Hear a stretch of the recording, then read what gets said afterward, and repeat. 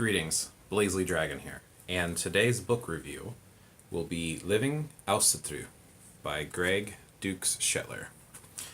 This book here, I believe it doesn't even have the price tag on the back, which a lot of these do. It can be picked up online, I believe right now. It retails for about $9.99 USD, roughly. And this this word here, I don't want to make this video specifically about Asatru, but I do at least want to talk a little bit about it because people will see this and they'll kind of wonder, hey, what's going on? What is that? And I will make a separate video dedicated to that. But just to give you a little bit of background, so in case you're interested in picking up this book, there are many different branches of polytheism. What I mean by poly is multiple, theism, divinity type of a deal. So basically multiple gods and goddesses. There are very large umbrella terms. Asatru, for some, they believe it is an umbrella term for like Nordic or Scandinavian practices, and that's not the case. Heathenry, that is the umbrella term that Asatru is part of. Asatru specifically, and yeah, a lot of people believe, they try to pronounce this Asatru, but it's Icelandic, so it's Asatru is the proper pronunciation. And this one, I'm actually 100% positive I'm pronouncing right, because my family is not only Icelandic on my mother's side, but my second cousin who came from Iceland actually told me the proper pronunciation behind that. Now, you don't have to necessarily pronounce it Asatru. You'll actually hear some people say, I believe it's Asatru, instead of with that tru that I'm saying, Asatru. Asatru would be appropriate as well. And if somebody does call it Asatru, I believe actually one of my old videos I actually pronounced it Asatru because I had not had the clarification on the proper pronunciation. But again, I don't want to spend too much time on that. I just want you to be aware that when you see that word, and particularly with this book, it's talking about the Icelandic tradition specifically, or at least Icelandic influence tradition. And again, we can get into a long series of why there are stuff like this, but it's basically the Icelanders are the ones who recorded a lot of the history and lore, which is the cornerstone for heathenry. So this particular book is one that I would actually recommend. I do like this book. The thing that I like about it is also the thing that I don't like about it, and that is that Greg's writing style reads very much like somebody taking notes, sort of like a journal, some bullet points and things like that. It is a rather thin book. It doesn't cover a lot in great detail, but it covers a wide spectrum.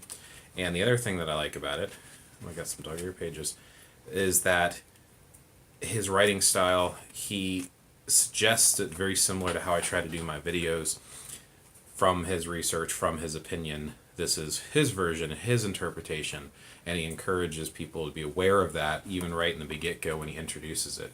So his modesty and being humble like that, and also clarifying from the get-go that this is his way of practicing, and this is one method, but not the only method of doing heathenry or Asatru. I like that, and I appreciate that. I like the fact that he covers stuff like Orlog and Frith and how you can incorporate it into your everyday life. I like that a lot. I also like his personal way of describing the difference between heathenry and paganism. A lot of people will consider some of the Scandinavian heathen practices to be pagan.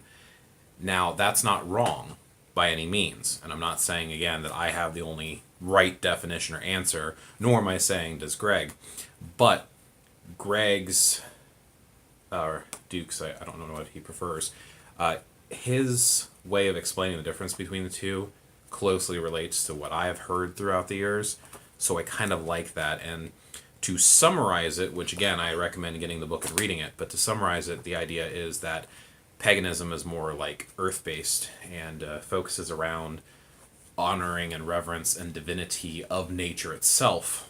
And instead with heathenry is more about the individual person and their community more than looking at oh, it's nature and it's divine. Instead, it's more of we are trying to live our lives in a way that attracts divinity's attention.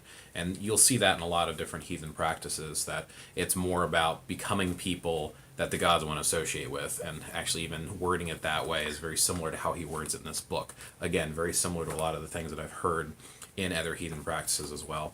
The thing that I find interesting about heathenry, which again, I'll cover more in a separate video, is that it's more about yourself, and it's a revival movement based upon what is left of the old sagas, Eddas, and things that have been written down.